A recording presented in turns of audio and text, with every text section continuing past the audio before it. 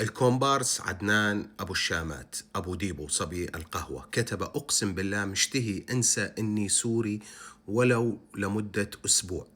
يا أخي انسى أنك سوري لكل العمر، أقسم بالله تكون ريحتنا وريحت حالك.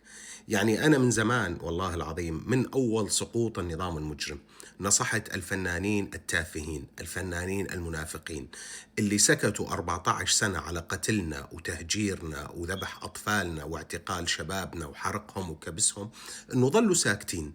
والفنانين اللي كانوا يشبحوا للنظام، وهو هذا واحد منهم وبوستاته موجودة وما لنا ناسينها ومحفوظة عندنا، اللي كانوا يشبحوا للنظام اختفوا يا أخي، اختفوا عن الساحة. لا عاد تشوفون أشكالكم ولا عاد تشوفون كتاباتكم. خلوا هالعالم شوي تنسى وساختكم، تنسى قذارتكم، تنسى تشبيحكم. يعني مو منطقي كنتوا شبيحة وكنتوا مؤيدين وكنتوا تباركوا قتلنا وترقصوا على دمائنا، واليوم جايين تنظرون على طيبة قلبنا.